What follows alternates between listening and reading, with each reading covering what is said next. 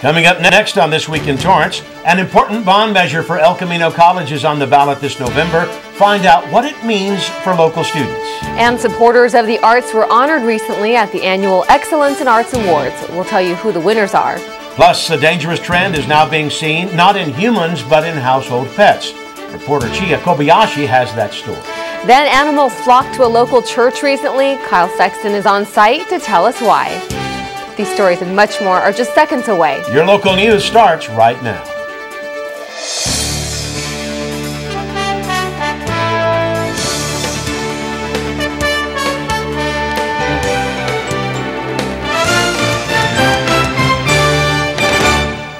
Hello everyone and welcome to This Week in Torrance. I'm Jin Chun. And I'm Ben McCain. Thanks for joining us. Here are your top stories. California gas prices dipped a half penny this week, the first drop after a week that saw prices surge a record 50 cents. The statewide average for regular unleaded was just under $4.67, still the highest in the nation according to AAA's fuel gauge report. Gas prices rose more than 50 cents a gallon between October 1st and October 8th from $4.17 to a record $4.67, the largest one-week price spike in California history. Lawmakers have called for investigations and hearings to determine whether the price surge was the result of manipulation by oil companies. Here in Torrance, prices were seen as low as $4.59 and as high as $4.97. If you have a favorite gas station or know of one that seems to be the cheapest in town, let us know and we'll share that information with our viewers. You can email us at thisweek@torranceca.gov. Well, here are some highlights from the most recent City Council meeting.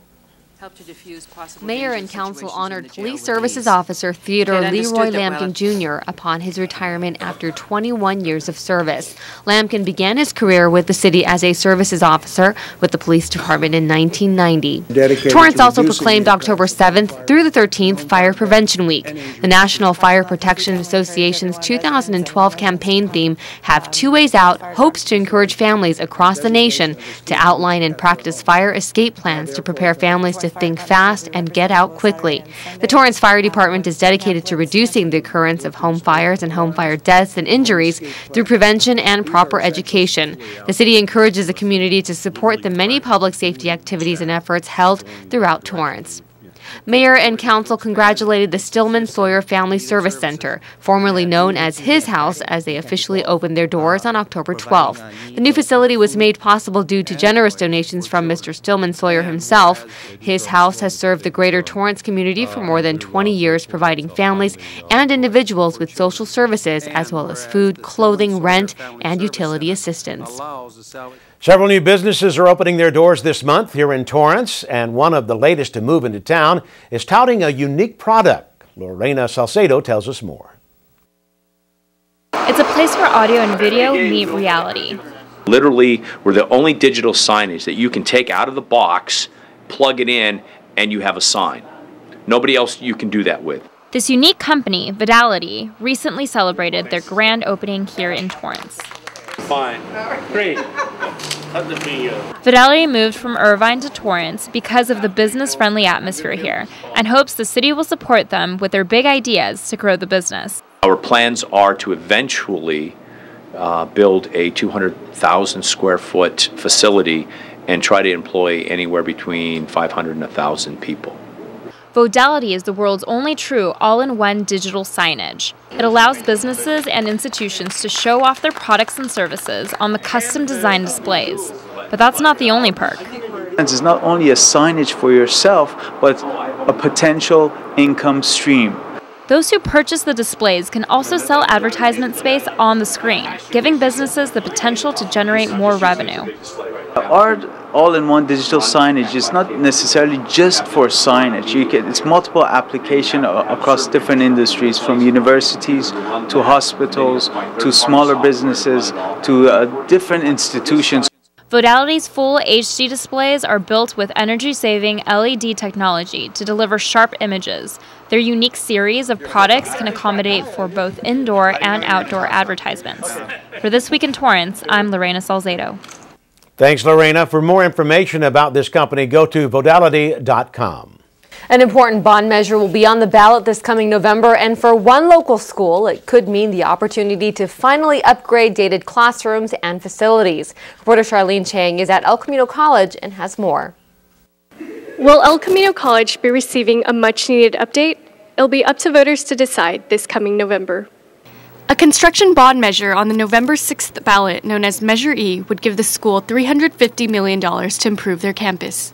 It's a facilities bond to continue the modernization of the campus. As you know, in the first bond in 2002, we have built enough buildings throughout that process, and it's about a 10-year-old bond now. And so in order to finish the rest of the campus, we are urging the voters to support a new bond.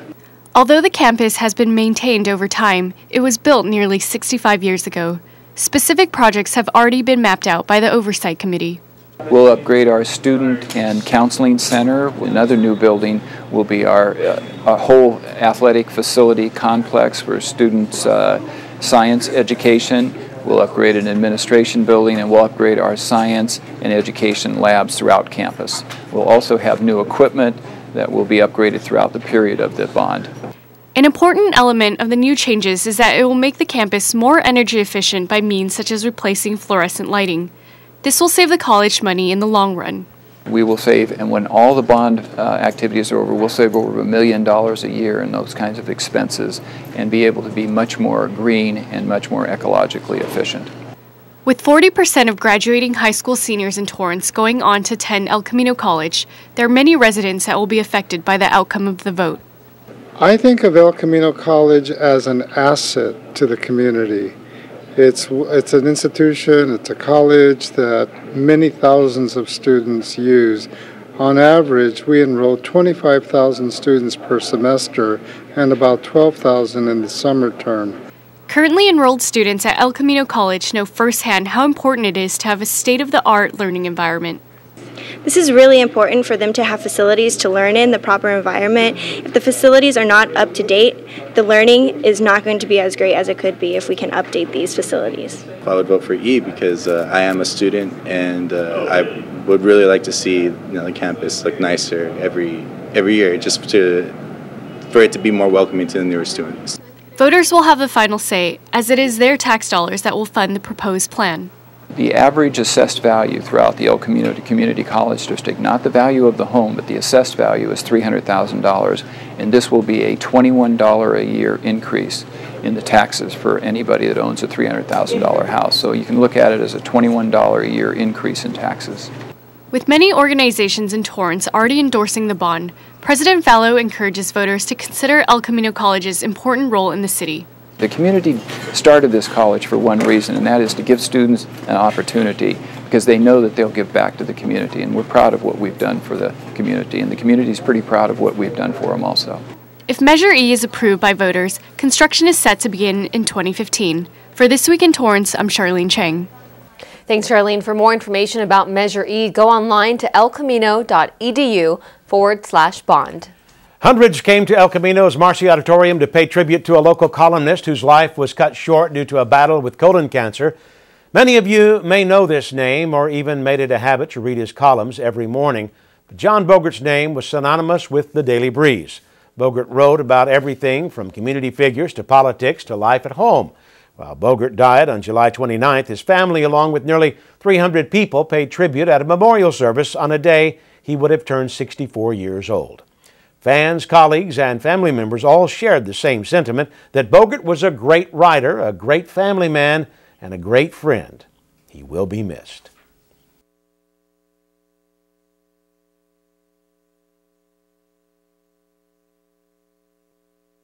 At what age is the color that your skin was meant to be no longer beautiful? Every year, millions of young women try to change the skin they were born with and say they die for darker skin. Sadly, some actually do. Melanoma is the second most common cancer in teens and young adults, and one person dies from melanoma every hour. Change your thinking, not your skin. Stop tanning. Learn more at spotskincancer.org, a message from the American Academy of Dermatology. If you could see anything in the world, what would it be? I'd love to see Paris. I like to see cupcakes falling from the sky.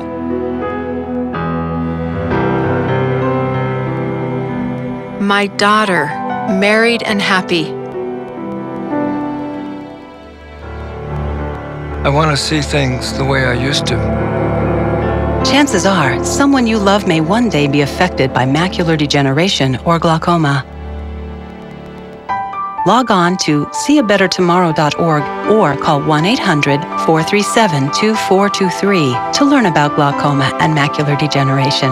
Call 1-800-437-2423 or log on to seeabettertomorrow.org. I just want to see more of the things I love.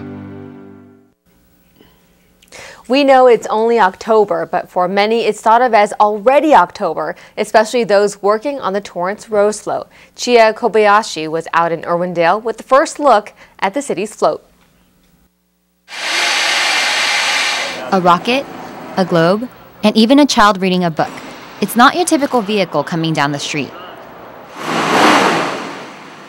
A test drive for the City of Torrance Rose Float was conducted early Saturday morning at the Fiesta Parade Float Facility in Irwindale. Each year, the floats are inspected under an extensive process before they are approved to participate in the New Year's Tournament of Roses Parade. The tests are at different levels and different focuses, and a T1 is basically just an operational test, and a T2 is for safety reasons. The theme for the Torrance Float is Follow Your Dreams. This year marks the 59th year the City of Torrance is participating in the parade. It's a lot of fun. I remember watching the parade as a child. The Torrance Rose Float Association has been the backbone in raising awareness and expanding association membership in order to ensure an annual City of Torrance float entry. We spend a lot of time appealing to our residents. This is our first year that we're completely not funded by the city. This is all on funds from our residents and from local businesses. Along with the Torrance Rose Float Association, one of the biggest reasons the city is able to participate this year is thanks to the generous donation from local Torrance business, Ace Clearwater Enterprises. With the concurrence of our employees, we decided that this was a no-brainer, a chance to get our name in front of 1 billion people for 10 seconds, plus have a lot of fun. So it was the right thing to do, and we're really fortunate that we're able to do this. With another exciting time of float decorating just around the corner, participants are thrilled to be able to take part in the decorating process once again. You can catch the City of Torrance Rose Float on TV on New Year's Day, January 1st, 2013. For This Week in Torrance, this is Chia Kobayashi. Thanks, Chia. As we approach the new year, there will be many volunteer opportunities for those interested. You can go online to torrancerosefloat.com. Well, there are many great things about the City of Torrance, but perhaps the most important thing is its desire to celebrate people and the desire to recognize talent. Kyle Sexton was at a recent event and tells us more. Torrance has had an outstanding reputation with the arts community and is dedicated to recognizing the best in the field. The Excellent in Arts Awards held its 35th annual ceremony at the Cultural Arts Center recently. The overwhelming support for artistic culture was felt everywhere. It's something that little by little has gotten more and more attention, and more people become proud of the fact that they are something special. And we in the city think they are. Why not let other people also see how special they are? There were 7 total awards given: Bill Wassenberg for Visual Arts, Dr. Wing Mar for Literary Arts, Jordana Benoni for Drama, and the LA Southtown Show Chorus for Music.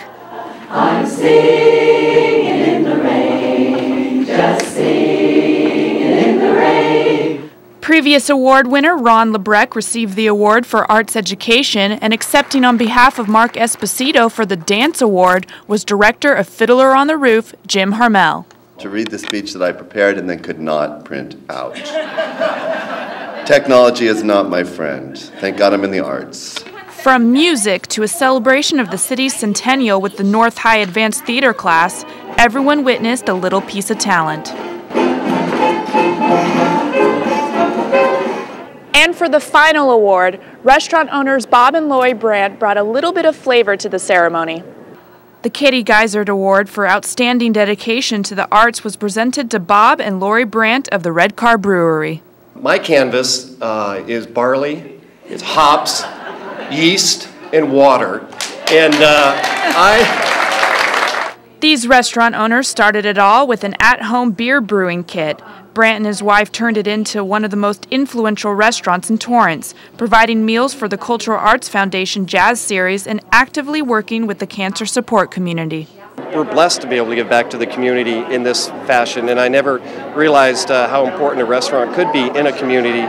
Whether you paint, act, or make beer, your talents, no matter what they are, can benefit the arts in many ways, and the experience is rewarding. They're going to learn what they're missing if they're not taking part in it.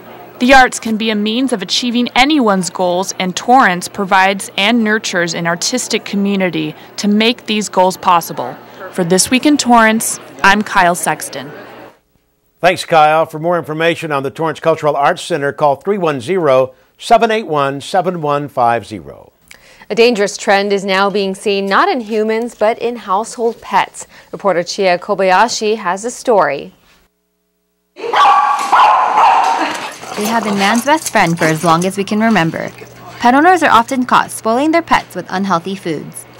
Common unhealthy foods would be a lot of table foods and table scraps, really fatty foods. They can cause a lot of pancreatitis and upset stomachs in our pets, especially the dogs. Many pets today are considered obese and often have diabetes, a growing problem similar to what humans are experiencing. Our pets are more than just animals, they're family, and as family, their healthcare needs are just as important as ours. One way to keep your pet healthy is to feed them nutritious and healthy pet food. My Pet's Lunchbox, a local mom-and-pop pet store, has been serving the needs of the pet community for the past 2 years. Owners Gary and Maria Gunderson's main focus is to have healthy foods and products available for their customers. We try to stay away from foods that have a great deal of corn in them. The better the product for the pet, I think the healthier the pet will be. If you get a product that starts with good ingredients, you're going to end up with a healthier immune system. My Pet's Lunchbox features specialized and new products at a very affordable price, all in the name of good health. It is important now more than ever to figure out the specific dietary needs of your pet to ensure they live a happy, healthy, and long life. Really listening to my customers and hearing what their needs are is really what I like to specialize in. When it comes to feeding your pets, Dr. Tracy Uchima agrees. As far as lifestyle, it's very individual and what type of breed and what type of pet you have. But otherwise, watching what they eat is probably going to be the most important as far as lifestyle goes, because you do want to keep them on the trimmer side to live longer. For This Week in Torrance, this is Chia Kobayashi. Thanks, Chia. To ensure the best condition for your pet, veterinarians recommend scheduling your pet for a physical checkup at least once a year. And if you'd like to check out My Pet's Lunchbox, they're located on Arlington Avenue near 237th Street. You can also check them out online at mypetslunchbox.com.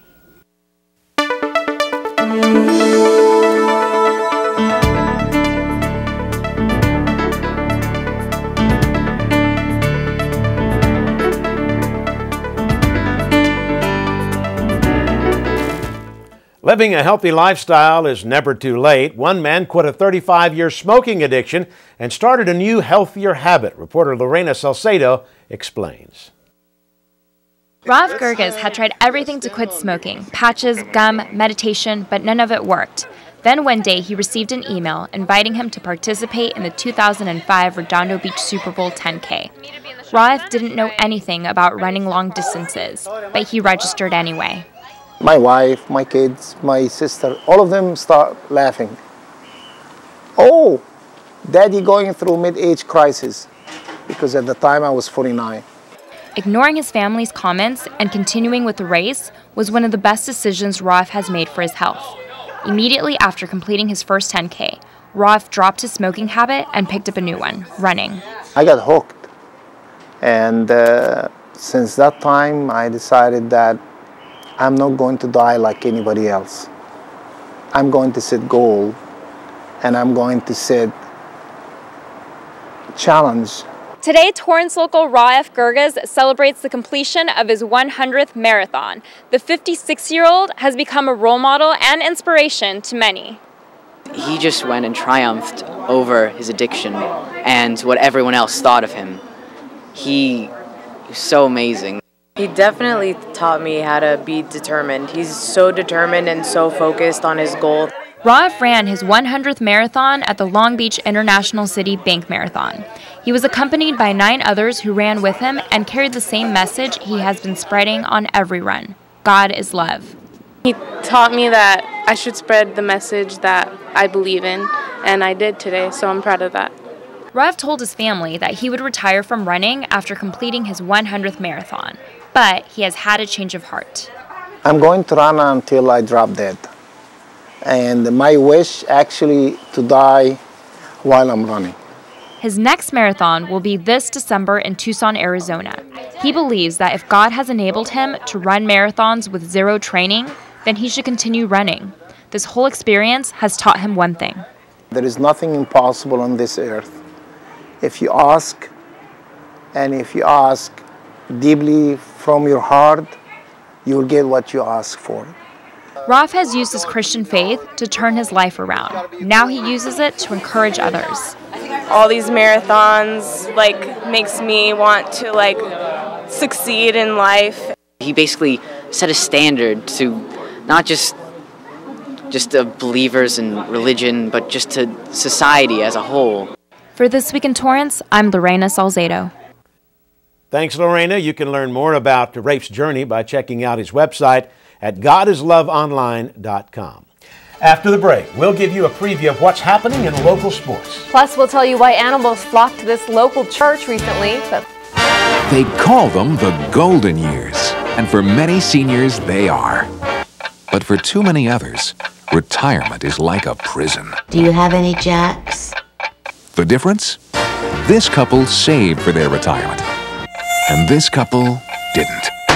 It's your choice. Choose to save.